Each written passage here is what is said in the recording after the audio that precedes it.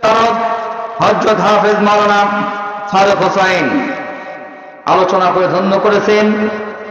হযরত উলামা ইকরাম, সামনে বসা বয়োবৃদ্ধ জ্ঞানবৃদ্ধ আল্লাহর প্রিয় মেহমানেরা, পর্দার অন্তরালে অবস্থানরতা সতী সর্ব সর্বগুণে গুণান্বিতা আয়েশা খাদিজার যোগ্য উত্তরসূরি আমার মা এবং বোনেরা, আপনাদের সবাইকে জানাচ্ছি হৃদয় নিম্নের আন্তরিক সালাম। আসসালামু আলাইকুম ওয়া রাহমাতুল্লাহি ওয়া বারাকাতুহু।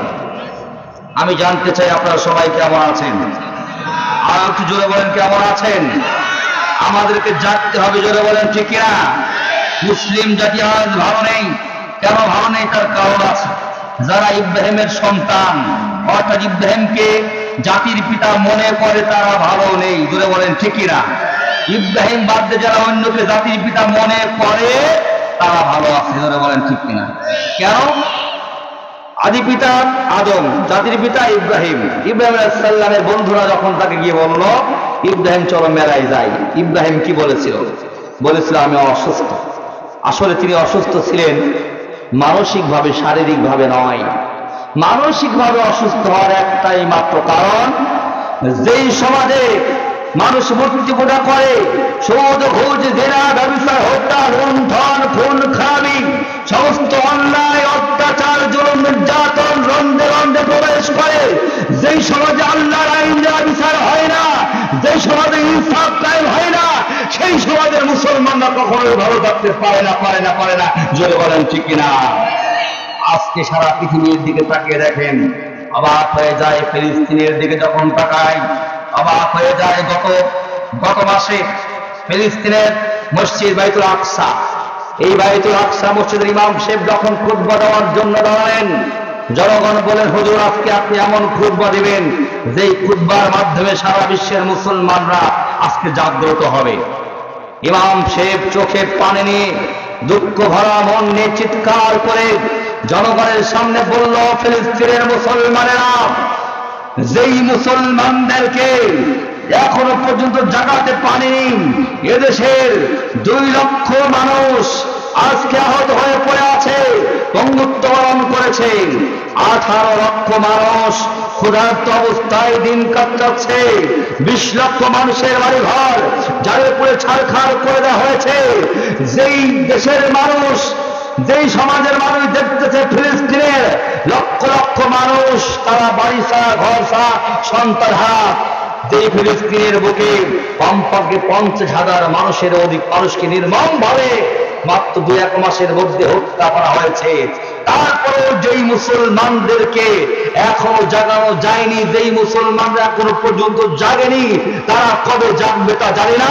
তাদের আশা করার দরকার নেই, বরং তোমাদেরকে জাগতে হবে। আর বলল ভরসা করে একমাত্র আল্লাহর উপরে, আল্লাহর উপর ভরসা করে আল্লাহর জমিনে আল্লাহর দিন প্রতিষ্ঠা করার লক্ষ্যে বাইতুল আকসাকে হেফাজত করার জন্য তোমরা তোমাদের হাতে যা কিছু আছে তাই নিয়ে তোমরা আল্লাহর রাস্তায় সংগ্রাম করো।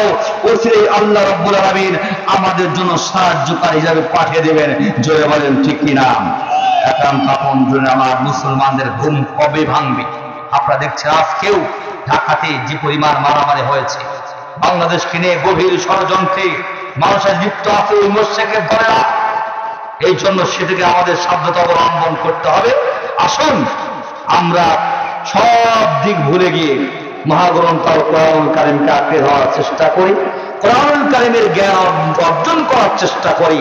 আমরা সমস্ত ভেদাভেদ ভুলে গিয়ে আজকে কোরআনকে আঁকড়ে হয়ে ইসলামকে জীবন ব্যবস্থা হিসেবে মেনে নিয়ে সামনের দিকে যদি আমরা অগ্রসর হতে পারি, আল্লাহ রাব্বুল আলামিন আমাদের প্রতি আল্লাহর রহমত নাজিল করবেন। জোরে বলেন ঠিক কিনা? এখন তখন জন্য আমি ওদিকে যাব না। মহাগ্রন্থ কোরআন বিশাল গ্রন্থ, এই বিশাল গ্রন্থের ভিতর থেকে একটি গুরুত্বপূর্ণ সূরা, যেই সূরা নম্বর হলো 18 নম্বর সূরা, 15 নম্বর পারার শেষের দিকে। সূরাটার নাম সূরাতুল কাহাফ। জোরে বলেন নাম কি? কাহাফ শব্দের বাংলা আবিধানিক অর্থ হলো গুহা।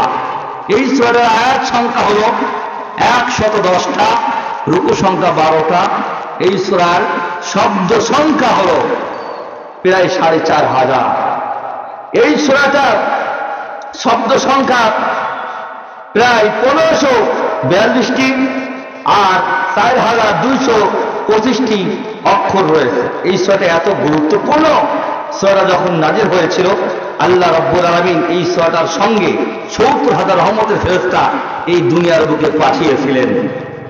শুধু তাই নয়, এই সূরার ফজিলতের ব্যাপারে হযরত আবু দারদা রাদিয়াল্লাহু তাআলা আনহু বলেন, তিনি বলেন বিশ্বনবী সাল্লাল্লাহু আলাইহি ওয়াসাল্লাম তার সোনার জবানে ইরশাদ করেছেন, যদি কোনো বান্দা বান্দি সূরাতুল কাফের 10টা আয়াত কারিমা মুখস্থ করে আমল করতে পারে, সেই জামানায় যখন দাজ্জালের ফিতনা শুরু হয়ে যাবে, আল্লাহ রাব্বুল আলামিন দাজ্জালের ফিতনা থেকে ওই বান্দা বান্দিকে রক্ষা করবেন। জোরে বলেন সুবহানাল্লাহ। আবু সাঈদ খুদরি রাদিয়াল্লাহু তাআলা বলেন, তিনি বলেন, যেই বান্দা বান্দি এই সূরাটা প্রত্যেক জুম্মাবারের দিন আমল করবে, কাল কিয়ামতের ময়দানে তার চেহারা আল্লাহ তাআলা এমন নূর দান করবেন যে নূরটা সেখান থেকে শুরু করে একেবারে মক্কা পর্যন্ত আলোকিত হয়ে যাবে। শুধু তাই, এই সূরা যদি কোনো বান্দা বান্দি আমল করে, আল্লাহ রাব্বুল আলামিন দুনিয়ার বিভিন্ন বাধা মুসিবত থেকে তাকে রক্ষা করবেন। এই ধরনের অসংখ্য ফজিলত এই সূরাটার মধ্যে আছে। এই সূরাটার আয়াতের শানে নুজুল, সূরাটার শানে নুজুল হলো তৎকালীন সময়ে কুরাইশদেরকে ধোঁকা দিয়ে বোকা বানানোর জন্য মদিনার ইহুদিরা মক্কায় গিয়ে তাদেরকে পাগল বানিয়ে বিভিন্ন কায়দায় বিশ্বনবীকে হারানোর জন্য কয়েকটা প্রশ্ন শিখিয়ে দিয়েছিল। তাদের প্রশ্নের জবাব আল্লাহ তাআলা এই সূরাটার মধ্যেই নাজিল করেছেন। সুবহানাল্লাহ বলেন। সূরাটার মধ্যে ঐতিহাসিক 4টি ঘটনা আছে আর 2টা বিষয়ে আল্লাহ তাআলা সুন্দর উপদেশমূলক আলোচনা করেছেন। তার মধ্যে আমি একটা আয়াতে কারিমা তেলাওয়াত করেছি, আয়াত নম্বর হলো 60। এই আয়াতে কারিমা কখন পড়েছেন? বিশ্বনবী সাল্লাল্লাহু আলাইহি ওয়াসাল্লাম তার সোনার জবানে সুন্দরভাবে সাহাবাদের মাঝে আলোচনা করতেছিলেন, যেটা উবাই ইবনে কাব রাদিয়াল্লাহু তাআলা আনহু তিনি বলেন, বিশ্বনবী সাল্লাল্লাহু আলাইহি ওয়াসাল্লাম বললেন, বনী ইসরাঈলের একজন পয়গম্বর ছিল, ওই পয়গম্বরের নাম হলো হযরত মূসা কালিমুল্লাহ। আল্লাহ রাব্বুল আলামিন তাকে অনেক জ্ঞান দান করেছিল। আল্লাহ তাআলা তাকে একটি কিতাব দান করেছিল, যে কিতাবের নাম তাওরাত। হযরত মূসা আলাইহিস সালাম তিনি বক্তব্য দিচ্ছিলেন, আমার মুহূর্তে শ্রোতা মণ্ডলীর ভেতর থেকে একজন সাহসী যুবক দাঁড়িয়ে হাত উঁচু করে বলে, হুজুর আপনার কাছে আমাদের একটা প্রশ্ন আছে। তিনি বললেন, বল তোমাদের কি প্রশ্ন আছে? তখন সেই যুবকটা বলল, আমাদের প্রশ্ন আমরা জানতে চাই, সারা দুনিয়ার মধ্যে যত মানুষ আল্লাহ পাঠিয়েছে, এত মানুষগুলোর মধ্যে সবচাইতে জ্ঞানী মানুষকে? বর্তমান যুব সমাজ নেটে সার্চ দিয়ে রাখে সেরা ক্রিকেটারকে, সেরা ফুটবলারকে, সেরা ধনীকে, সেরা সুন্দরীকে। জোরে বলেন ঠিক কিনা? আর তখনকার যুবক প্রশ্ন করে বলতেছে, হুজুর সেরা জ্ঞানী মানুষকে? মূসা আলাইহিস সালাম তিনি বললেন, সম্ভবত আমি হলাম সবচাইতে জ্ঞানী। জনগণ খুব পছন্দ করেছে, পছন্দ করেননি যিনি, তার নাম কি? জনগণ পছন্দ করে, আল্লাহ পছন্দ করে না, সেটা ভালো না মন্দ? জনগণ পছন্দ করে, আল্লাহ পছন্দ করে না, সেইটা কখনো ভালো হতে পারে?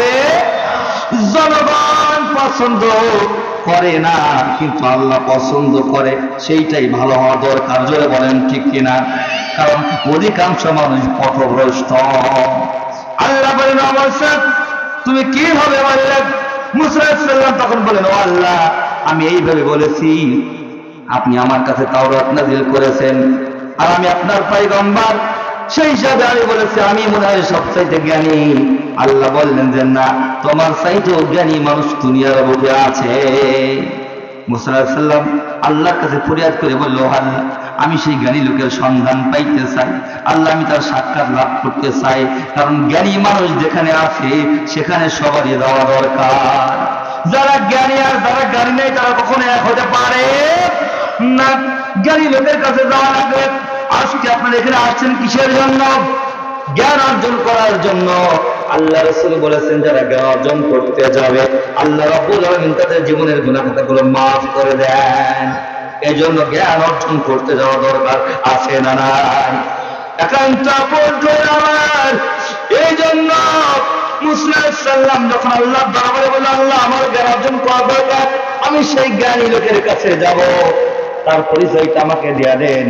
আল্লাহ বললেন, চলে যাও, তুমি একটা মাছ ভাজি করে নিয়ে যাও, কারণ ওই ভাজা মাছই তোমার পথ দেখা দেবে। আল্লাহু আকবার।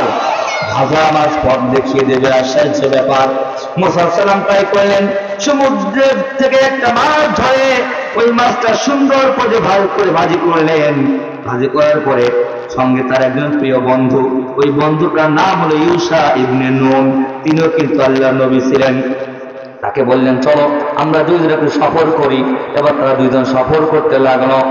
যাইতে যাইতে এক জায়গায় যখন পৌঁছায় গেল, পৌঁছে যাওয়ার পরে সেখানে তারা বিশ্রাম নিল। আর বিশ্রাম নেওয়ার জন্য মুসা আলাইহিস সালাম একটা পাথর তার মাথার নিচে দিয়ে দিল। ঘুমিয়ে পড়লাম। তিনি কিন্তু ঘুমাইলেন না, তিনি জাগ্রত আছেন, কারণ তিনি দেখতে চান কেমন কাহিনী ঘটে যায়। তখন মুসা আলাইহিস সালাম তখনও ঘুমিয়ে আছে। হঠাৎ করে তাকিয়ে দেখে তুই ভাজা মাছটা জ্যান্ত হয়ে ওই পানির মধ্যে সুড়ঙ্গ পথ তৈরি করে চলে গেছে। আল্লাহু আকবার। জ্যান্ত মরা জিনিস জ্যান্ত করতে পারেন কে? আবার তাজা জিনিস মারতে পারেন কে? আল্লাহর ক্ষমতা আছে না নাই? আল্লাহ রাব্বুল আলামিনের জন্য বলেছেন, আল্লাযী খালাকাল মাউতা ওয়াল হায়াতা লিয়াবলুয়াকুম আইয়ুকুম আহসানু আমালা।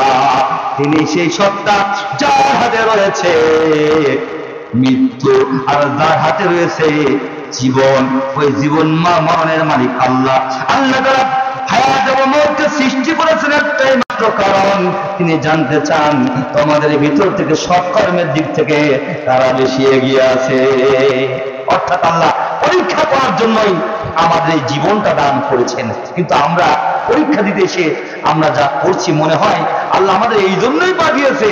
মানুষের ভাব সব দিকে মনে হয় যে খাওয়া দাওয়া করবা, একটা বাড়ি গাড়ি করবা, চাকরি বাকরি করবা, আর গরুর মতো ঘুমিয়ে থাকবা। আসলে কি আল্লাহ এই জন্য পাঠিয়েছে? না, আল্লাহ তারা খলিফা হিসেবে পাঠিয়েছে আল্লাহর খেলাফত প্রতিষ্ঠিত করার জন্য। জোরে বলেন ঠিক কিনা? আল্লাহর খেলাফত প্রতিষ্ঠিত না করে আজকে আমরা গোলামগিরি করতেছি। এই কারণেই আমরা আজকে শান্তিতে কেউ নাই। আপনারা কি আছেন নাকি? কেউ শান্তিতে নাই। যতদিন পর্যন্ত কোরআনুল কারীমের আইন এই সমাজে বাস্তবায়ন না হবে, ততদিন পর্যন্ত এই সমাজের মানুষ কখনোই শান্তিতে থাকতে পারবে। খলিফা সেই রকম হওয়া দরকার, যেই খলিফা জনগণের খোঁজ খবর নেবেন। ওমর ফারুক রাদিয়াল্লাহু তাআলা তিনি সারা রাত না ঘুমিয়ে জনগণের খোঁজ খবর নিতেন যে আমার রাষ্ট্রে কোন মানুষ না খেয়ে আছে, কোন অসহায় অবস্থায় আছে। আর আমাদের নেতারা আরামে ঘুমায়, অনেকে সিঙ্গাপুরে চলে যায়, অনেকে ইংল্যান্ডে চলে যায়, অনেকে আবার দিল্লিতেও যায়। ধরে বলেন ঠিক কিনা? ওই রকম নেতার অনুসরণ করা যাবে না। নেতাদের আমার হওয়া দরকার জনগণ যেখানে ঘুমায় নেতা সেখানে ঘুমাবে, জনগণ যা খাবে নেতাই তাই খাবে, জনগণ যা করবে নেতাই তাই করবে। ওই রকম নেতা দরকার আছে না নাই? এই জন্য ওই রকম নেতা যদি চাই তাহলে অবশ্যই কোরআনুল কারীমের কাছে আবার ফেরত আসা লাগবে। কোরআন যেই নেতা ধরতে বলে, যেই দল করতে বলে, আমাকে আপনাকে সেই নেতা ধরতে হবে, সেই দল করতে হবে। জোরে বলেন ঠিক কিনা? আমার একদিন তিনি চিন্তা করছেন আমার এই শহরের বাইরে ওই মরুভূমি এলাকার মানুষেরা কেমন ইসলাম মানে একটু দেখা দরকার। এটা দেখবার জন্য তিনি চলে গেলেন মরুভূমি এলাকায়। যাওয়ার পরে দেখতেছেন একটা রাখাল সে ছাগল চড়াচ্ছে। তার কাছে গিয়ে বলছে, ও ভাই রাখাল, আমি তো মুসাফির, আপনার তো অনেকগুলো ছাগল দেখা যায়, দুম্বা দেখা যায়, আবার তার স্থানে অনেক দুধ রয়েছে, আপনি কি আমাকে একটু দুধ পান করাবেন? রাখাল বলল, আমারও মনটা চাই আপনাকে দুধ পান করাই, কিন্তু দুঃখজনক ব্যাপার হলো সত্য, আমি এই ছাগলের মালিক নয়। আমি পরের বাড়িতে কাজ করি, পরের চাকর, পরের ছাগলগুলো আমি মাঠে চড়াই, এই ছাগলগুলো আমার কাছে আমানত রাখা হয়েছে। এবার বললেন, ও ভাই রাখাল, তোমাকে আরেকটা সলিউশন দেই, চিন্তার কোনো কারণ নাই, আমি তোমাকে অনেক দিরহাম দেব, অনেক টাকা পয়সা দেব, তার বিনিময়ে তুমি আমার কাছে একটা ছাগল বিক্রয় করে দাও। আর যখন তোমার মালিক জিজ্ঞাসা করবে তুমি বলবে ওই জঙ্গল থেকে হিংস্র প্রাণী এসে একটা ছাগল নিয়ে চলে গেছে, অর্থাৎ একটা হারায় গেছে। তোমাকে কিছুই বলবে না। রাখাল তখন বললাম, ও আল্লাহর বান্দা, আমার মালিকের চোখ ফাঁকি দেওয়া যায়, আমার মালিককে বোঝানো সম্ভব হবে, কিন্তু এমন একজন মালিক আছে সারা দুনিয়ার কেউ যেটা দেখে না সেটা তিনি দেখেন। জোরে বলেন তার নাম কি? কেউ যেটা শোনে না সেটা শোনেন কে? কেউ যেটা জানে না সেটা জানেন কে? আমার আল্লাহ চোখ ফাঁকি দেওয়া যায় না। আল্লাহ তো সামিউন বাসীর, আল্লাহ সব জানেন, সব দেখেন, সব শোনেন। ওমর ফারুক তখন চোখের পানি ছেড়ে আনন্দ করছে, আর চোখের পানি ছাড়া বলছে, হারি যদি ওমর ফারুক ওমর নেতা না হয়ে তোমাকে নেতা হওয়ার দরকার ছিল, খলিফা হওয়ার দরকার ছিল। রাখাল তাহলে লেগে গেল, অপদিকে এত বড় সাহস, আমার বিপক্ষে যা বলো আমার কোনো আপত্তি নাই, কিন্তু আমার খলিফার বিপক্ষে একটা কথাও বলবো না। ওমর ফারুক তিনি বলতেছেন, ভাই রাখাল, তোমার খলিফা তোমার কি কোনো আত্মীয় স্বজন হয় নাকি? সে বলল যে না, আমার আত্মীয় হয় না, তবে আমার খলিফা হলো সেই খলিফা যেই খলিফা আল্লাহ নবীর মাথা কাটতে এসে কালিমা পড়ে মুসলমান হয়ে গেছে। আমার খলিফা সেই খলিফা যার ব্যাপারে আল্লাহ রাসূল বলেছেন আমার পরে কোন নবী হলে সেটা হযরত ওমর। শুধু তাই নয়, আমার খলিফা হলো সেই খলিফা যে সত্য মিথ্যার পার্থক্যকারী। আমার খলিফার বিপক্ষে একটা কথাও বলবা না। এবার ওমর ফারুক বলল, ও ভাই রাখাল, তোমার মনে কি চাই? ওই খলিফার সঙ্গে সাক্ষাৎ করবা? রাখাল বললে, এটা তো অত্যন্ত সৌভাগ্যের ব্যাপার, খলিফার সঙ্গে সাক্ষাতের ব্যবস্থা এখনো পর্যন্ত হয় নাই। ওমর ফারুক বলল, ও ভাই রাখাল, তাহলে আগামীকাল জুম্মাবার, ওই জুম্মার দিনে তুমি ওই মসজিদে আগে আগে যাবে, প্রথম যাকে দেখতে পাবে মসজিদের মধ্যে ওই ব্যক্তি হলো খলিফা, তার সঙ্গে তুমি সাক্ষাৎ করবা, আমি তোমার সাক্ষাতের ব্যবস্থা করে দেব। তারপরের দিন মালিকের কাছ থেকে পারমিশন নিয়ে নামাজ পড়তে সকাল সকাল চলে গেছে, খলিফার সঙ্গে সাক্ষাতের ব্যবস্থা করে দেবে। যেই ব্যক্তি গতকাল ওই প্রতীক এসেছিল, ওই প্রতীক আমার সঙ্গে সাক্ষাতের ব্যবস্থা করে দেবে। মসজিদের মধ্যে প্রবেশ করে দেখে গতকাল যেই লোকটার সঙ্গে সাক্ষাৎ হয়েছিল সেই লোকটা একেবারে সামনে, একেবারে ইমাম সাহেব যেখানে দাঁড়ায় সেখানেই দাঁড়িয়ে আছে। অবাক হয়ে গেল। আর একটু প্রবেশ করার পরে লক্ষ্য করে দেখলো জনগণ তাকে খলিফাতুল মুসলিমিন, আমিরুল মুমিনিন বলে ডাকতেছেন। ও রাখাল ভয় পেয়ে গেল। রাখালকে দেখে ওমর ফারুক তাড়াতাড়ি করে গিয়ে গেল আর রাখালকে বুকে জাপকে ধরলো, বলল, ও ভাই রাখাল, চিন্তার কোনো কারণ নাই। রাখাল বলল, হুজুর আমার ভুল হয়ে গেছে, আপনি আমাকে মাফ করে দেন। ওমর ফারুক বললেন যে না ভাই রাখাল, মাফ চাওয়া লাগবে না, মাফ চাওয়া লাগবে না। তোমার হৃদয়ের মধ্যে আল্লাহ এত পরিমাণ ঈমান দিয়েছে, সত্যি সত্যি আমার মনে হয় জনগণ যদি জানতে পারে তোমার ভিতরে কত বড় তাকওয়া আল্লাহর ভয়, তাহলে আমাকে নেতা না বানায় তোমাকে নেতা বানাতো। আল্লাহু আকবার! নেতা তো এরকম হওয়া দরকার। এই জন্য ওই রকম নেতা আমাদের সমাজে দরকার। ওই নেতা হলে এই সমাজে সুদ, ঘুষ, রাজধানী, হত্যা, লুণ্ঠন, ঘৃণা, ব্যভিচার, কোনো অন্যায়, অত্যাচার, জুলুম, নির্যাতন কিছুই থাকবে না। হযরত মুসা আলাইহিস সালাম মনে আছে আপনাদের? মুসা আলাইহিস সালাম যখন তিনি শুয়েছিলেন ওই অবস্থায় মাছটা কিন্তু লাফ দিয়ে সুড়ঙ্গ পথ তৈরি করে চলে গেছে। বসে বসে দেখতেছেন হযরত ইউসা ইবনে নুন আলাইহিস সালাম, তিনি ডাক দিয়ে বলবেন কিন্তু মনে নাই, ভুলে গেছে। কে ভুলিয়ে দিল? ইবলিস শয়তান। ইবলিস শয়তান ভুলিয়ে দিয়েছে। কারণ ইবলিস শয়তানের কাজই হলো ভালো জিনিস ভুলিয়ে দেওয়া, খারাপ জিনিস মনে করিয়ে দেওয়া। এই জন্য নামাজে দাঁড়াবেন যত বাজে চিন্তা হয় কিনা, বাজারের চিন্তা, ঘাটের চিন্তা, বাড়ির চিন্তা, সব চিন্তা হয়। আর যখন গান বাজনা আসরে বাজবেন কোনো চিন্তা সব ভুলে যায়। এটা ইবলিসের কাজ। সে ভুলে গেল। ঘুম থেকে ওঠার পরে আবার যখন তারা দুজন পথ চলতে লাগলাম, তখন ইউসা ইবনে নুন জিজ্ঞাসা করে বলল, ভাই মুসা, আর কত দূর আমাদেরকে যাইতে হবে?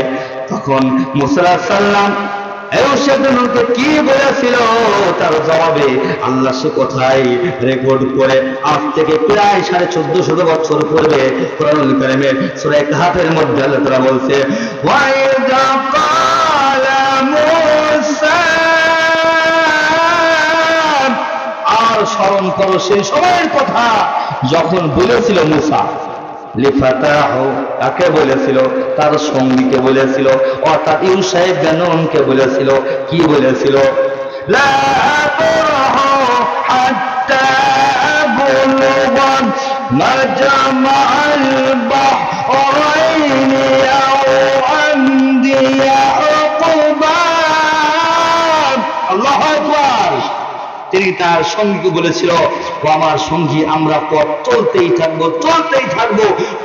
থাকবো যদি বছরের পর বছর পার হয়ে যায় যতক্ষণ না পর্যন্ত দুই সমুদ্রের পানি এক জায়গায় মিলিত হয়েছে ওই জায়গায় না যাওয়া পর্যন্ত আমাদের টার্গেট আমাদের মিশন আমাদের ভিশন হলো দুই সমুদ্রের পানি যেখানে এক জায়গায় হয়েছে ওই জায়গায় না যাওয়া পর্যন্ত আমরা পথ চলতেই থাকবো আর কিছুক্ষণ যাওয়ার পরে ক্ষুধা লেগে গেল মুসা আসলাম বললো ভাই ইউসা আমাদের নাস্তার ব্যাগটা একটু বাহির করো তখন ইউসার মনে হয়ে গেল ইউসা ইবনে নুন বললেন হুজুর যেখানে আমরা প্রথম বিশ্রাম নিয়েছিলাম সেই জায়গায় আমাদের সেই মাছটা জ্যান্ত হয়ে সুড়ঙ্গ পথ তৈরি করে ওই পানির মধ্যে সাগরের মধ্যে চলে গেছে মুসা সাল্লাম তখন রাগ করে বললেন আমরা তো ওই জায়গায় যাওয়ার জন্যই তো এত পথ অতিক্রম করলাম সব আবার ওই জায়গায় ফেরত চলে যায় আবার যখন তারা দুজন ওই জায়গায় ফেরত চলে আসলাম আসার পরে দেখে একজন আল্লাহর প্রিয় বান্দা যার নাম হলো হযরত খিদির আলাইহিস সালাতু ওয়াস সালাম হযরত খিদির আলাইহিস সালাম তিনি একটা চাদর মুড়ি দিয়ে ওখানে বসে আছেন আল্লাহকে স্মরণ করছেন জোরে বলুন কাকে স্মরণ করছেন আল্লাহকে স্মরণ করছেন যারা ঈমানদার তারা সব সময় স্মরণ করে কার আল্লাহকে ডাকে ঘুমাইতে গেলেও আল্লাহকে ডাকে কাজ করতে গেলেও আল্লাহকে ডাকে জোরে বলেন ঠিক কিনা আল্লাহকে যারা ডাকবে আল্লাহ রাব্বুল আলামিন তাদের জীবনের সমস্ত গুনাহ খাতাগুলোকে মাফ করে দিবেন জোরে বলেন ঠিক কিনা আল্লাহ বলে ডাক রে বান্দা আল্লাহ বলে ডাক আল্লাহ বলে ডাকলে তোমার গুনাহ হবে মাফ জোরে বলেন ঠিক কিনা আল্লাহু আল্লাহু বলো আল্লাহু আল্লাহ আল্লাহু আল্লাহু বলো আল্লাহু আল্লাহ যখন তোমার কেউ ছিল না তখন ছিলেন যিনি এখন তোমার সব হয়েছে পর হয়েছেন তিনি জোরে বলেন ঠিক না যখন তোমার কেউ ছিল না তখন ছিলেন যিনি এখন তোমার সব হয়েছে পর হয়েছেন তিনি আবার একদিন কেউ রবে না আবার একদিন কেউ রবে না আবার একদিন কেউ রবে না আল্লাহ পাক আল্লাহ বলে ডাক রে বান্দা আল্লাহ বলে ডাক আল্লাহ বলে ডাকলে তোমার গুনাহ হবে মাফ আল্লাহু আল্লাহু বলো আল্লাহু আল্লাহ আল্লাহু আল্লাহু বলো আল্লাহু আল্লাহ মুসা আলাইহিস সালাম আসলেন আসার পরে খিদির আলাইহিস সালামকে সালাম দিলেন খিদির আলাইহিস সালাম বললেন তোমার পরিচয়টা কি আগে বলো তিনি বললেন আমি হলাম মুসা খিদির আলাইহিস সালাম বললেন তুমি কই মুসা যেই মুসা বনী ইসরাইলের পয়গম্বর তিনি বলেন হ্যাঁ খিদির আলাইহিস সালাম বলেন ও ভাই মুসা আপনি আবার আমার কাছে কি জন্য আসছেন মুসা আলাইহিস সালাম বলেন আমি আসছি আপনার কাছে জ্ঞান শিক্ষার জন্য আল্লাহু আকবার খিদির আলাইহিস সালাম বলেন ভাই মুসা আমার কাছে জ্ঞান অর্জন করতে চান আমার একটা শর্ত আছে আমার শর্ত হলো আমার কাছে যখন থাকবা আমি যাই করব না কেন ওই সময় আমার বিনা পারমিশনে আমার কাছে একটা প্রশ্ন তুমি করতে পারবা না এই জন্য যিনি আলোচনা করেন আলোচনা করার সময় প্রশ্ন করা নিষেধ আছে ধরে বলেন ঠিক কিনা আমি আলোচনা করছি আপনারা যদি এখন প্রশ্ন করেন আলোচনা করা সম্ভব না আমি যখন পারমিশন দেবো তখন যদি আপনারা প্রশ্ন করেন তাহলে কিন্তু আলোচনাটা সুন্দর হয় এটা হলো আরব মুসা আলাইহিস সালাম বললেন হুজুর আমার কোনো আপত্তি নাই ঠিক আছে আপনার বিনা পারমিশনে আপনার কাছে একটা প্রশ্ন করব না এরপরে তারা দুইজন আর ইউসা ইবনে নুন কয়জন তিনজন মোট ইউসা খিজির মুসা আলাইহিস সালাম এই তিনজন পয়গম্বর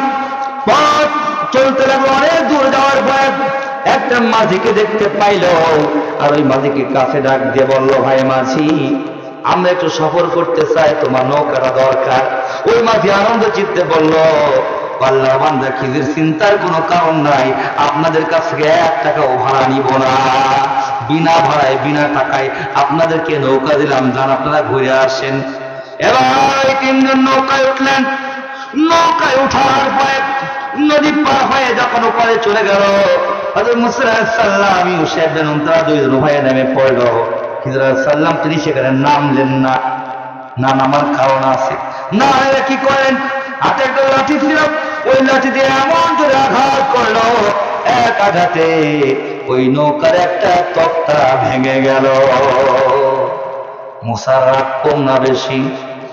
অনেক বেশি। বুখারী শরীফের বর্ণনায় মুসা এত বেশি রাগ ছিল, আজরাইল সাল্লাম যখন নিচে ছিল জান কবজ করার জন্য, এমন জোরে আঘাত করেছিল মুসা সাল্লাম, আজরাইলের একটা চোখ খুলে গিয়েছিল। আজরাইল আল্লাহর কাছে বলছে, আল্লাহ কার কাছে পাঠাইলে? জান কবজ করতে গেলাম আমি, আমারই জান কবজ করে নেয় উল্টো আবার করে। তাহলে কত রাগী ছিল চিন্তা করে দেখেন। শুধু তাই ছোট্ট বয়সে কাফের ফিরআউন যখন কোলে নিয়েছিল, আদর করেছিল, মুসা সাল্লাম দাড়িটা ধরে এমন এক থাপ্পড় মেরেছিল, এক থাপ্পড়ে 3 ঘন্টা একেবারে মাটিতে অজ্ঞান হয়ে পড়ে গেছিল। আল্লাহু আকবার! মুসলমানদের থাপ্পড়টা এরকমই হওয়া দরকার। জোরে বলেন ঠিক কিনা? এত আস্তে বলছেন না, জোরে বলেন ঠিক কিনা? একান্ত ভাবে জোরে আমার সেই মুসা প্রশ্ন করেই বসল। প্রশ্ন করা নিষেধ, তারপরে করল। আপনি একটা অন্যায় কাজ করলেন, তার কারণ হলো যেই মাঝিটা বিনা টাকা পয়সায় আমাদেরকে নৌকাটা দিয়ে দিল, ও কারণে নতুন নৌকা আপনি ভেঙে ফেললেন। খিজির আলাইহিস সালাম বললেন, মুসা তোমার সঙ্গে আমার চুক্তি কন্ডিশন কি ছিল আগে বলো, আমি যাই করব প্রশ্ন করা যাবে না। মুসা আলাইহিস সালাম বলল, হুজুর আমার ভুল হয়ে গেছে। ভুল স্বীকার করা মুমিনের সিফত, আর ভুল স্বীকার না করা ইবলিসের সিফত। জোরে বলেন ঠিক কিনা? ইবলিস শয়তান, সেও একটা ভুল করেছিল। আদম আলাইহিস সালাম সেও একটা ভুল করেছিল। আদম আলাইহিস সালাম ভুল করে বলেছিল, রব্বানা যালামনা আনফুসানা ওয়া ইল্লাম তাগফির লানা ওয়া তারহামনা লানাকুনান্না মিনাল খাসিরিন। আর ইবলিস ভুল করে বলল, না না না, আমি আদমের পায়ে সিজদা দিতে পারবো না, কারণ আমি আদমের চাইতেই সেরা। অহংকার করেছিল। ভুল স্বীকার না করার কারণে সে অভিশপ্ত হয়ে গেল, আর ভুল স্বীকার করার কারণে আদম আলাইহিস সালাম আমার জান্নাতের বাসিন্দা হয়ে গেছে। আল্লাহু আকবার! মুসা আলাইহিস সালাম ভুল স্বীকার করে বলল, হুজুর ভুল হয়ে গেছে। আর একটু যাওয়ার পরে অনেকগুলো বাচ্চারা খেলাধুলা খেলতেছিল। খিজির আলাইহিস সালাম একটা ছোট্ট মাসুম বাচ্চাকে কাছে রাখলেন, লাল ফুটফুটে চেহারা। ওই ছেলেকে ধরে এমন জোরে আছাড় দিল, এমন ভাবে আঘাত করলো, এক আঘাতে ওই বাচ্চাটার মৃত্যু হয়ে গেল। বাচ্চাটার উপর মৃত্যুবরণ করলাম। মুসা আলাইহিস সালাম সহ্য করতে পারে, আবার প্রতিবাদ করে বলল, আল্লাহর বান্দা খিজির, এটা আবার কেমন কথা? এরকম ছোট্ট মাসুম বাচ্চাকে আপনি কেন হত্যা করলেন? তাদের ভিতরে ঈমান আছে, তারা অন্যায় কাজ কখনোই সহ্য করতে পারে না। জোরে বলেন ঠিক কিনা? জিকির করি লা ইলাহা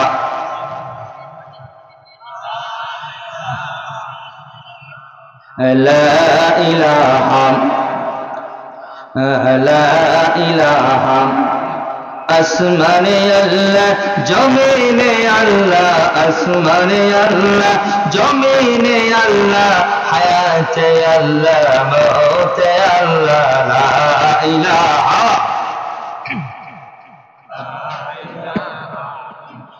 লা ইলাহা ইল্লাল্লাহ মুহাম্মাদুর রাসূলুল্লাহ সাল্লাল্লাহু। এবার মুসা আলাইহিস সালাম প্রতিবাদ করে বলল, কেন মারার করেন? খিজির আলাইহিস সালাম বলল, এই এলাকা তো আমার এলাকা, তোমার সঙ্গে আমার চুক্তি আমি যাই করবো না কেন, আমার বিনা পারমিশনে প্রশ্ন করা যাবে না। এবার মুসা আলাইহিস সালাম আরেকবার ভুল স্বীকার করে বলে, হুজুর আমাকে আর একবার সুযোগ করে দেন। সাধারণত আমরা 3 বার সুযোগ করে দিই। জোরে বলেন ঠিক কিনা? 3 বার সুযোগ করে দেওয়া দরকার আছে। আরেকটা গ্রামে চলে গেল, এমন একটা এলাকায় চলে গেল, ওই এলাকার মানুষের কাছে খাবার চাইলো, কিন্তু কেউ খাবার দিল না, বসতে জায়গাও দিল না, কেউ কর্মও দিল না। মুসা আলাইহিস সালাম তার পেটে ভীষণ ক্ষুধা লেগে গেল। খিজির আলাইহিস সালাম এমন মুহূর্তে বলল, ও ভাই মুসা, চলো যাই, আমরা 3 জন মিলে ওই মাটির ডালটাকে সোজা করে দেই। রাগ বাড়ছে না কমছে? আরো বেড়ে গেল পেটে ক্ষুধা। এবার 3 জনে ওই মাটির ডালটাকে সোজা করে দিল, কিন্তু মুসা সাল্লাম আবারও প্রশ্ন করে বলল, আপনার মতো মানুষের সঙ্গে থাকা আমার আর সম্ভব নয়। খিজির আলাইহিস সালাম বললেন, আপনার মতো ছাত্র আমার আর দরকার নাই, কারণ 3 বার ভঙ্গ হয়ে গেছে। তবে হ্যাঁ, আমার শুনে রাখো, যাওয়ার পূর্বে যে 3টা ঘটনা ঘটে গেল, এই ব্যাপারে যদি তোমার সঠিক জ্ঞান না থাকে তাহলে তুমি বিভ্রান্ত হয়ে যাবে। আগে শুনে রাখো, এই সারা দুনিয়ার আসমান জমিন লৌহে কালাম যেখানে যত আল্লাহর সৃষ্টি আছে, এদের জ্ঞান একেবারে কম। উদাহরণ দিয়ে বললেন, আমরা যখন নৌকায় উঠেছিলাম, একটা ছোট্ট পাখি বসেছিল। সেই ছোট্ট পাখিটা যদি সাগর মহাসাগর থেকে 1 ফোঁটা পানি নিয়ে আকাশে উড়ে যায়, আর ওই পানিটা দুনিয়ার জমিনে পড়ে গেলে কি পরিমাণ পড়তে পারে, জাররা থেকে জাররা পরিমাণ। ঠিক তেমনই ভাবে সারা দুনিয়ার সাগর মহাসাগরের পানির তুলনায় জাররা পরিমাণ পানি যেমন কোনো মূল্য নাই, ঠিক তেমনই ভাবে সারা দুনিয়ার যত সৃষ্টি আছে সকল সৃষ্টির জ্ঞান এক জায়গায় করলেও আমার আল্লাহ যে জ্ঞান সৃষ্টি করেছে সেই জ্ঞানের জাররা পরিমাণ জ্ঞান আল্লাহ আমাদেরকে দেয় নাই। এই জন্য জ্ঞান নিয়ে অহংকার করা যাবে। প্রথম নৌকা সিদ্ধ করলাম, তার কারণ হল ওই নৌকা তৈরি করেছিলাম ওই এলাকার গরিব মানুষেরা, যারা জীবিকা নির্বাহ করে।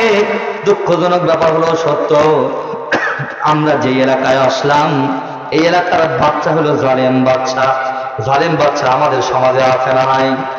অনেক জালেম আছে, সাধারণ মানুষের উপরে জুলুম নির্যাতন করে। এই জালেম বাচ্চা কাজই হল নতুন কোনো জিনিস দেখলেই দখল করে নেওয়া। জনগণের জানমালের কোনো নিরাপত্তা নাই। আমি চিন্তা করলাম, এই নৌকাটা নতুন আছে, দখল করে নেবে। যদি নৌকাটা একটু ছিদ্র করে দেই, ত্রুটিযুক্ত করে দেই, তাহলে এটা দখল করবে না। কারণ ওরা তো কাজ করে খায় না, কিন্তু পাখিনাতে আছে তারাও কাজ করে খায় না, জনগণ তো লুটে করে খাই। ধরে বলেন ঠিক কিনা? এই কারণে এই কৌশল অবলম্বন করলাম। এটা থেকে মাসেরা হল, যেই সমাজের জালিম থাকবে ওই জালিমের হাত থেকে বাঁচার জন্য কৌশল অবলম্বন করা বৈধ। আমাদের দেশে আলেমরাও বিভিন্ন কৌশল অবলম্বন করে, অথচ এটা অনেকেই মানতে চায় না। 2 নম্বর, যেই ছোট্ট মাসুম বাচ্চাটাকে হত্যা করলাম, অবশ্যই বাচ্চাটা মাসুম বাচ্চা, ওর কোনো অপরাধ নাই। যখন মানুষ ছোট্ট থাকে সে নিষ্পাপ থাকে।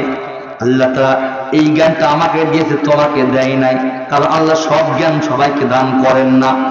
অবশ্যই আল্লাহ আমাকে জানিয়ে দিয়েছেন এই মাসুম বাচ্চাদের পিতা মাতা তারা হলো ইমানদার, তারা ইমানদার। এই বাচ্চা যদি বড় হয়ে বেঁচে থাকে তাহলে সে কাফের হয়ে যাবে, আর তার কারণে তার পিতামাতা পথভ্রষ্ট হয়ে যাবে, সমাজ নষ্ট হয়ে যাবে। সমাজ তার পিতামাতা এবং এই বাচ্চাটাকে জাহান্নামের আগুন থেকে রক্ষা করবার জন্য আমি তাকে হত্যা করে জান্নাতে যাওয়ার ব্যবস্থা করে দিয়েছি। এই জ্ঞানটা শুধুমাত্র আল্লাহ আমাকেই দান করেছে, তোমাকে নয়। আল্লাহু আকবার। 3 নম্বর ঘটনা হলো, যে মাটির ডালটাকে আমি সোজা করে দিলাম, ওই মাটির ডালের মালিক হলে এতিম সন্তান। ওই এতিমের পিতা সে ইন্তেকাল করেছে সন্তানদেরকে রেখে, কিন্তু মৃত্যুবরণ করার আগে ওই মাটির ডালের নিচে অনেক সম্পদ মজুত করে রেখে গেছে, যাতে ভবিষ্যতে তারা সন্তানেরা ওখান থেকে সম্পদ নিয়ে তারা চলাফেরা করতে পারে। ডালটা কাঠ হয়ে যাচ্ছে, যদি ভেঙে পড়েই যায়, এতিম মানুষ, ছোট্ট মানুষ, তারা সেই সম্পদ দখল করতে পারবে না। ওই সম্পদ তার আত্মীয় স্বজনরা জোর দখল করে নেবে। অর্থাৎ এতিমের সম্পদ রক্ষার জন্য আমরা মাটির ডালটাকে সোজা করে দিয়েছি। এটা থেকে মাসেরা হলো, এতিমের সম্পদ রক্ষা করার দরকার আমাদের, আপনাদের এবং সকলে। জয় বলেন ঠিক কিনা? আল্লাহ তাআলা আমাদেরকে এতিমের সম্পদ রক্ষা করার তৌফিক দান করেন। জয় বলেন আমিন।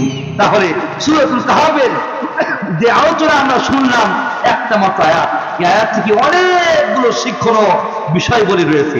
এই বিষয়গুলো যদি আমরা মানতে পারি তাহলে আমরা সফলকাম হয়ে যাব। আমাদের এই জন্য জ্ঞান, যারা জ্ঞানী মানুষ তাদের কাছে জ্ঞান শিক্ষা অর্জন করতে হবে। সর্বশেষ আমি আমার আলোচনার শেষের দিকে আমার মা বোনদের সম্বন্ধে 2টি কথা বলতে চাই। সেটা হলো, আল্লাহ রাসূল সাল্লাল্লাহু আলাইহি ওয়াসাল্লাম বলেছেন, মা বোনদের উদ্দেশ্য করে তোমরা জান্নাতি মহিলাদের অনুসরণ করো। আর জান্নাতি মহিলাদের ব্যাপারে কোরআন কারীমে আল্লাহ তাআলা সুস্পষ্টভাবে সুন্দর আলোচনা করেছেন। হাদিস কোরআন গবেষণা করে যেটা দেখা যায়, আল্লাহ রাব্বুল আলামিন কোরআনুল কারীমে যে মহিলাদের আলোচনা করেছেন তার মধ্যে অন্যতম মহিলা হলো যার ব্যাপারে বিশ্বনবী সাল্লাল্লাহু আলাইহি সাল্লাম বলেছেন, যে চার মহিলার কথা বলেছেন, ও মহিলারা তোমরা যদি পারো চারজন মহিলাকে তোমরা অনুসরণ করো। আর বিভিন্ন ঘটনার পরিপ্রেক্ষিতে আরো দুইজন মহিলার কথা বলা হয়েছে। এক নম্বর মহিলা যাকে মা বলে অনুসরণ করবে তার নাম হলো বিবি হাজেরা, ইসমাইল আলাইহিস সালামের আম্মা জান। তাকে কেন অনুসরণ করতে হবে?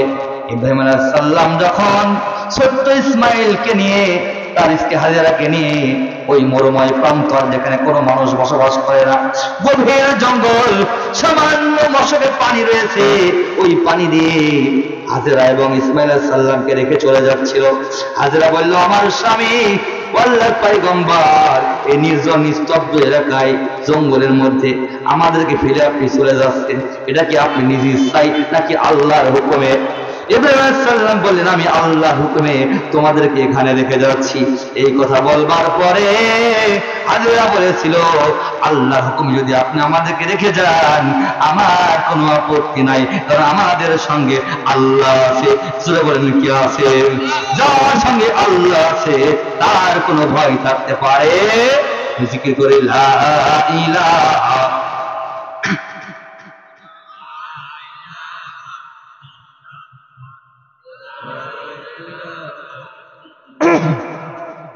لا إله لا إله إلا الله محمد رسول الله।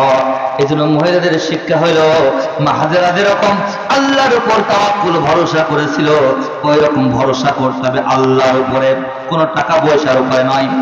দুই নম্বর মহিলা আল্লাহ তার কথা বলেছেন, তার নাম হলো বিবি আসিয়া। আসিয়া যার নামী স্বামীর নাম হলো ফেরাউন। ফেরাউন ভালো মানুষ না খারাপ মানুষ ছিল? তারা বলছেন আপনি হয় নাকি? অবশ্যই খারাপ মানুষ ছিল। এত জঘন্য মানুষ ছিল, সে নিজেকে রব দাবি করে বলেছিল।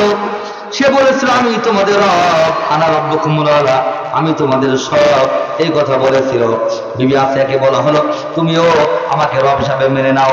বিবি আসিয়া বলল, না না, তুমি আমার স্বামী, তুমি কোনো রব হতে পারো না। এই কারণে আসিয়ার সামনে একজন মহিলা আরেকজন ছোট্ট মাসুম বাচ্চাকে আগুনের মধ্যে নিক্ষেপ করে নির্মমভাবে হত্যা করা হয়েছিল। আল্লাহু আকবার। এরপরে আসিয়াকে বলা হলো, আসিয়া তোমার পায়ের সামনে আছে, তোমাকেও শাস্তি দেওয়া হবে। আসিয়াকে গ্রেফতার করে হাত দুইটা বাঁধা হলো, পা দুইটা বাঁধা হলো, হাতে পায়ে পেরে ফুটে ফেলা হলো, আর চামড়ায় ওই লোহা গরম করে করে ফুটে দেওয়া হচ্ছিল। টকবক টকবক করে ওই লোহার কোনার উপরে ওই তেলগুলো জ্বলতেছিল। আসিয়াকে বলা হলো তোমাকে এর মধ্যে ফেলে দেওয়া হবে। যখন ভীষণ কষ্ট দেওয়া হচ্ছিল, কষ্ট আর সহ্য করতে পারতেছিল না, তারপরও ঈমান কিন্তু ত্যাগ করে নাই। জীবন যাচ্ছে, ঈমান দেবে না, এইরকম মহিলা হওয়া দরকার। আসিয়া আল্লাহর দরবারে ফরিয়াদ করে বলল, আল্লাহ আমি দুনিয়ায় বাঁচতে চাই না, আল্লাহ তোমার কাছে আমি চাই যত কষ্টই হোক না কেন, আল্লাহ আমি তোমার কাছে আমার একটাই চাওয়া, তোমার পাশে জান্নাতের মধ্যে আমার জন্য তুমি একটা ঘর বানায়া দিও। আল্লাহু আকবার। আল্লাহ তাআলা কবুল করে না। আল্লাহ তাআলা জিবরাইলকে বলে, জিবরাইল তাড়াতাড়ি করে যাও, আসিয়ার জন্য যেই ঘর নির্মাণ করা হয়েছে জান্নাতের মধ্যে সেই ঘরটা আসিয়াকে দেখায়া দাও। এরপরে ঘরটা যখন আসিয়ার সামনে তুলে ধরা হলো, আসিয়া হাসতে হাসতে আল্লাহ রাস্তায় জীবন দান করে দিল। আল্লাহ রাস্তায় যারা জীবন দেয় তারা হাসতে হাসতেই জীবন দেয়। জোরে বলেন ঠিক কিনা? কারণ আল্লাহ রাস্তায় যারা জীবন দেয় তারা তো মরে না। জোরে বলেন ঠিক কিনা? আল্লাহর পথে যারা জীবন দিল তাদেরকে মৃত বলো না, কোরআনের পথে যারা শহীদ হলো তাদেরকে মৃত বলো না। আল্লাহ রাস্তায় জীবন দান করেছিল। আসিয়া থেকে আমাদের মা বোনদের জন্য শিক্ষা হয়, ঈমান দেওয়া যাবে না, জীবন দেওয়া যাবে যত কষ্টই হোক না কেন। এরপরে 3 নম্বর যেই মহিলা, ওই মহিলাটার নাম হলো মারিয়াম। আল্লাহ রাব্বুল আলামিন কোরআনুল কারীমে একটা সূরা নাযিল করেছে, সূরার নাম সূরা মারইয়াম। আল্লাহু আকবার। মারিয়ামের পিতার নাম আলী ইমরান, মার নাম হান্না বিনতে ফাতুল। মারিয়াম এত সম্মানিত মহিলা ছিল, তার পিতা আলী ইমরানের নামও আল্লাহ তাআলা আরেকটা সূরা নাযিল করেছেন। এই মারিয়ামের বৈশিষ্ট্য হলো মারিয়াম তার বিয়ে হয় নাই, যখন যুবতী হয়েছিল আল্লাহ বললেন, ও মারিয়াম তুমি অচিরেই একজন নবীর মা হয়ে যাবা। মারিয়াম বলল, আমার তো বিয়ে হয় নাই, আমাকে কোনো পুরুষ স্পর্শ করে নাই। আল্লাহ বললেন, তারপর আমি তোমাকে একটা নবী সন্তান দান করব। আল্লাহ তাআলা তার পেটে একটা সন্তান দান করেন, যেই সন্তানের নাম হলো ঈসা রূহুল্লাহ। আল্লাহু আকবার। কাফেররা বিদ্রুপ করতে লাগলো। আল্লাহ বলেন, মারিয়াম কাফেররা যখন কোনো প্রশ্ন করবে তাদের প্রশ্নের জবাব তুমি দিবা না, তোমার সন্তানকে দিতে বলবা এবং জনগণকে বলবা তার সন্তানের কাছে প্রশ্ন করবার জন্য। জনগণ বলল, ও মারিয়াম আগে বলো এই সন্তানের পিতার নাম কি? মারিয়াম বলল, আমার সন্তানই আনসার দিবে, জবাব দিবে, তার কাছে শোনো। জনগণ আরো হতবাক হয়ে গেল, অবাক হয়ে গেল। তারা ওই সন্তানের কাছে হাসতে হাসতে জিজ্ঞাসা করছে, তাদের ধারণা জবাব দিতে পারবে না। ঈসা আলাইহিস সালাম তখন জবাব দিয়ে বলল, আমি আল্লাহর পক্ষ থেকে আসছি, আমি আল্লাহর পয়গম্বর। আল্লাহু আকবার। এই জন্য মারিয়ামের শিক্ষা হলো, মানুষের যত অপবাদ দিক না কেন ধৈর্য ধারণ করতে হবে। যারা বলেন ঠিক কিনা? অবিচল থাকতে হবে, ভরসা করতে হবে আল্লাহর উপরে। আল্লাহর পর থেকে বিন্দু পরিমাণ পিছ পাওয়া যাবে না। 4 নম্বর যে মহিলা, ওই মহিলা যাকে আল্লাহ রাব্বুল আলামিন নিজেই সালাম প্রদান করেছেন, জোরে বলেন ওই মহিলার নাম কি? মা খাদিজাতুল কুবরা। আল্লাহু আকবার। আল্লাহর নবী যখন দোয়া করতেন, আল্লাহর দরবারে হাত দুখানা উঁচু করে বলতেন, আল্লাহ কাল কিয়ামতের ময়দানে সবাই যখন সবাইকে ভুলে যাবে, আমি যেন আমার খাদিজাকে না ভুলে যাই। এই জন্য বোঝা যায় যে স্বামী স্ত্রীর জন্য দোয়া করা সুন্নাত। জোরে বলেন ঠিক কিনা? আপনারা কি দোয়া করেন? দোয়া করেন না? কেউ দু একজন করার, কেউ করে না। অনেকে ভাবছেন আল্লাহ দুনিয়ায় যা পাইছি, হ্যাঁ জান্নাতের মধ্যে এই জিনিস যেন না পাই, এরকম অনেকেই ভাবতেছেন। স্বামী স্ত্রীর জন্য দোয়া করবে, এটা হলো সুন্নাত।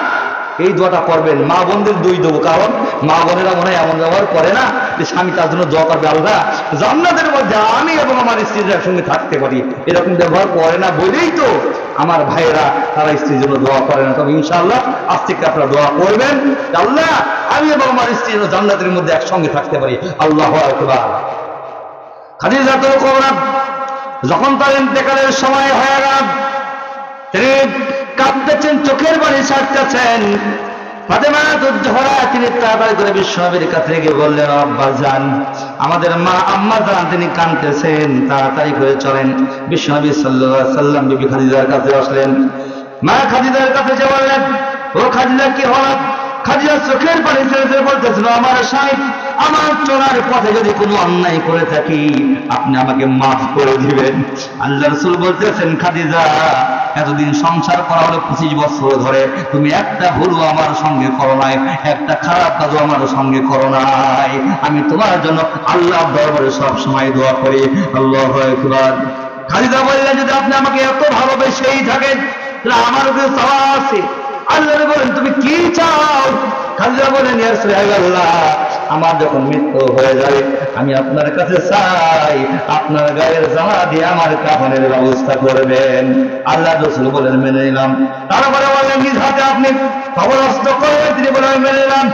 3 নম্বর প্রস্তাব হলো, আমার বড় ভয় হয় অন্ধকার গহীন কবর, যেখানে কেউ থাকবে না, যেখানে কোনো সাথী থাকবে না, কোনো বাতি থাকবে না, ওই কবরে একা একা থাকা লাগবে। জোরে বলেন ঠিক কিনা? এই জন্য চিন্তা করতে হবে আমরা অন্ধকার গহীন কবরে একা একা কেমনে থাকবো। জোরে বলেন ঠিক কিনা? কবরে কি করে রবে একা একা, কবরে কি করে রবে একা একা, অন্ধকার বাতি নাই, অন্ধকারে সাথী নাই, তোমার প্রিয় তোমায় দেবে না দেখা, কবরে কি করে রবে একা একা। খাদিজা বলে, আসলে কবরের মধ্যে মুনকার নাকি যখন প্রশ্ন করে আমার ভয় হয় ওই প্রশ্নের জবাব আমি দিতে পারবো না, আপনার কাছে আমার দাবি, আমার পক্ষ থেকে আপনি জবাব দেওয়া দেবেন। আল্লাহ রাসূল বললেন ঠিক আছে আমি মেনে নিলাম। খাদিজার ইন্তেকাল হয়ে গেল। শর্ত অনুযায়ী নিজের কাফন দিয়ে নিজের জামাদের কাফনের ব্যবস্থা করলেন, নিজ হাতে কবরস্থ করলেন। মাটি দেওয়ার সময়